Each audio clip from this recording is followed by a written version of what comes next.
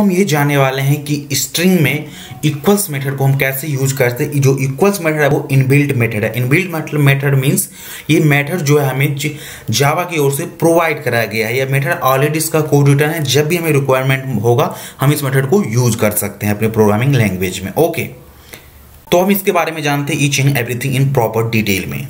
तो सबसे पहले जानते हैं मेथड है क्या। तो equal method is use to compare the value data of two string object. दो स्ट्रिंग के ऑब्जेक्ट के जो डाटा और वैल्यू होती है उसके अगर हमें कंपैरिजन कराना है, उस बेस पे हमें कंपैरिजन कराना है तो हमें इक्वल्स मेथड को यूज करना है। जबकि डबल इक्वल ऑपरेटर था और ये क्या है, इनबिल्ट मेथड है। वो डबल इक्वल वाला जो प्रीवियस वीडियो में था वो एक ऑपरेटर है, जबकि इक्वल्स क्या है, ये मेथड है। और इसको हम कब यूज करेंगे, जब हमें डाटा के बीच में कंपैरिजन कराना हो तब हमें इस इक्वल मेथड को यूज करना है। जबकि वो वाली इक्वल था वो रेफरेंस के बीच में कंपैरिजन हो रहा था। इन दोनों में ये डिफरेंसेस है। आई होप आप ये गेट कर पाएंगे, आपने हमारा प्रीवियस वीडियो देखा होगा तो। ओके, तो सबसे पहले हम इस मेथड के बारे में हम प्रॉपर जानते हैं, each and everything proper detail में, देन इसके बारे में हम और जानेंगे। ओके, तो आते हैं हम अपने इक्लिप्स पे सबसे पहले। और यहाँ पर हमने एक क्लास क्रिएट कर लिया जिसका नाम है इक्वल्स मेथड टेस्ट, और यहाँ से हमने मेन मेथड दिया। और इसके अंदर आते हैं, सबसे पहले हम दो ऑब्जेक्ट को क्रिएट करते हैं, स्ट्रिंग के ऑब्जेक्ट को। तो सिंपली यहाँ पे स्ट्रिंग दे दिए str1 इक्वल टू न्यू, और यहाँ से अगेन हम स्ट्रिंग दे दिए और इसमें स्ट्रिंग लिटरल पास कर देते हैं। इसमें सिंपली हम श्याम दे देते हैं। ओके, इसी को कॉपी करते हैं, कंट्रोल ऑल्ट डाउन एरो को यूज करेंगे एंड यहाँ से हो गया। और इसके हम रेफरेंस वेरिएबल नेम को चेंज करते 2 कर दिए।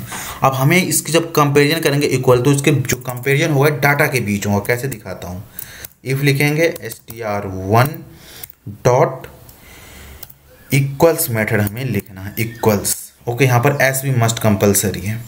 अगर यहाँ पर इस दोनों स्ट्रिंग अगर डाटा आपस में इक्वल है तो हमारा ये इफ ब्लॉक होगा, और जो इसका कंपैरिजन होता है इससे कंपैरिजन जो आउटपुट हमें मिलता है वो हमारा जो आउटपुट होता है वो बूलियन टाइप होता है, ये ट्रू और फॉल्स। इफ डाटा सेम है तो ये हमें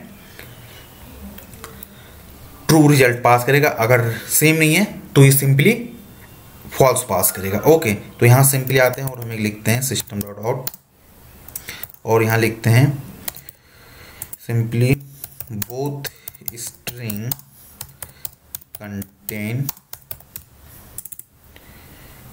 same data। Okay, contain same data। और यहाँ else पार्ट में आते हैं, सिंपली else, और यहाँ आते हैं और sys out दे देते हैं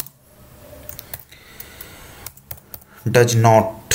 okay, does not contain same data, ये हो गया। अब यहाँ से मतलब क्या, जो हमको इक्वल मेथड बात करते हैं, इक्वल मेथड इन दोनों को ऑपरेशन की जो डाटा है इसके अंदर जो लिटरल हम पास किए इसको कंपैरिजन करना, ना कि इसके रेफरेंस पे कंपैरिजन अभी होगा स्टूडेंट।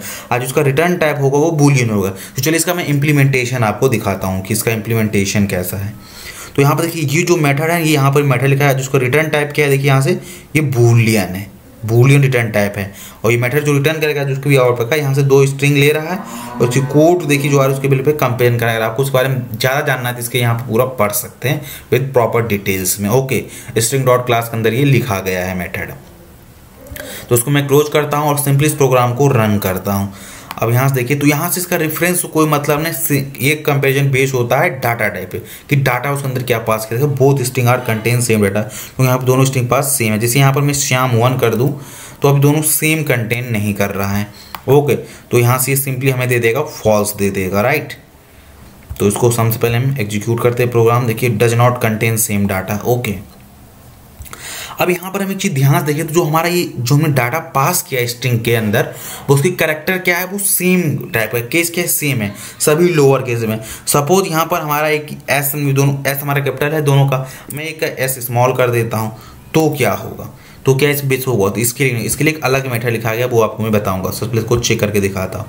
अब यहाँ पर क्या आएगा, does not contain same data, क्योंकि यहाँ पर जो केस है ना इसलिए डिफरेंट है। जबकि आप जानते हैं कि जावा जो है case sensitive programming language. Case sensitive मतलब अगर स्मॉल एस है तो उसका मीनिंग अलग है और कैपिटल एस है तो उसका मीनिंग अलग है। इसलिए जो केस कैरेक्टर का वो बहुत मायने रखता है। अगर ऐसा सिचुएशन तो इसके लिए हम एक दूसरा मेथड यूज कर सकते हैं। कौन सा मेथड है तो वो आपको हम दिखाते हैं सबसे पहले। देखिए Java is a case sensitive programming language if we have to compare two string object by ignoring the case.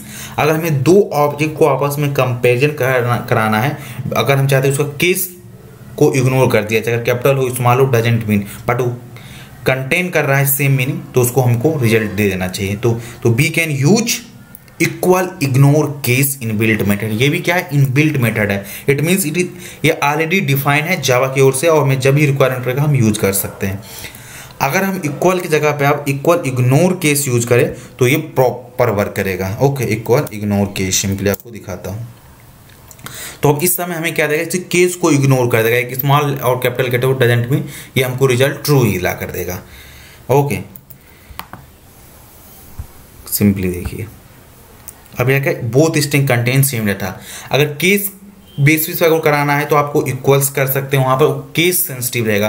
But चाहते हैं आप केस को इग्नोर कर दे, स्मॉल कैपिटल लेटर को इग्नोर कर दिया जाए, तो आप इक्वल इग्नोर केस मेथड को यूज कर सकते हैं। आई होप आपको ये कॉन्सेप्ट समझ आया हो। अगर आपको कोई भी डाउट है तो फील फ्री आप कमेंट करिए, we will try to help you.